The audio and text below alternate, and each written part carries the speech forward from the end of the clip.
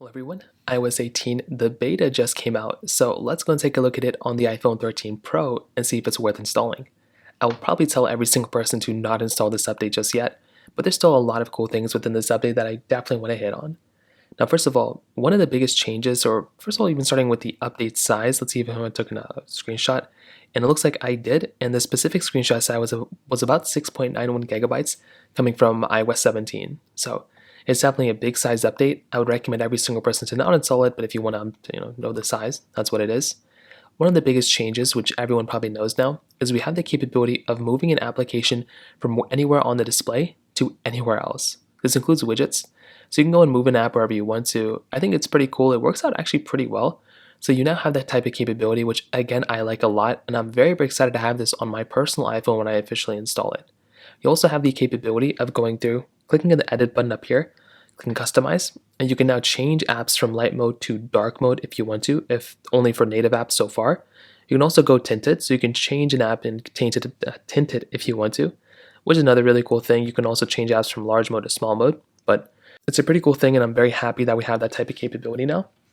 Our control center has been completely redesigned, so the toggles and everything look the same, but you now have two new options up here, a power button, which you can turn off your iPhone, and a plus button up here, which allows you to go ahead and basically remove screen toggles. You can add screen toggles. There's a lot of options now that you can change right here, so you don't have to go into settings anymore. All these options are available right here, which again is a very, very cool thing. You can make toggles bigger or smaller depending on what you want to do. And it is actually a really nice thing. I'm actually very happy about it. And you have pages now too inside of your particular iPhone. So you have that type of thing within your control center now too, which again is a very, very cool thing. You can also now lock an app inside of Face ID, and you can also put it into a hidden folder right here.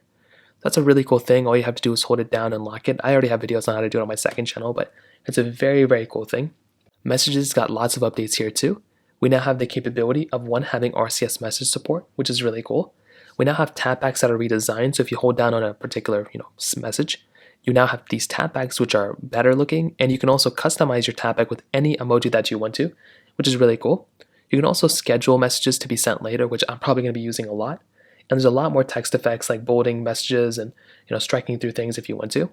Game mode is also here. This is something I've demonstrated quite a bit, but there's a little toggle that comes down in some games like this, and you can go ahead and enable or disable it. You can also swipe down if it's a game and you can disable it or enable it there. It should hopefully improve performance, which again is another very cool thing.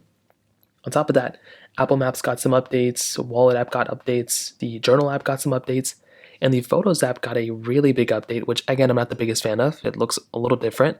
Hopefully Apple can, maybe make some changes in the future, or maybe give us the older layout, but it's still cool. It's still really nice to have this type of capability. But overall, those are pretty much the big differences and changes between iOS 18. I'm very excited about it. I'm very, very, lucky that the iPhone 13 Pro is getting it, and this is still an amazing iPhone. So without a doubt, that's pretty much iOS 18 on the iPhone 13 Pro. If you have any other thoughts or questions, let me know in the comment section below. Hit the like button, that would mean so much, but definitely hit that subscribe button. More importantly than everything else, I love every single one of you guys. Hopefully I'll catch you guys in the next video.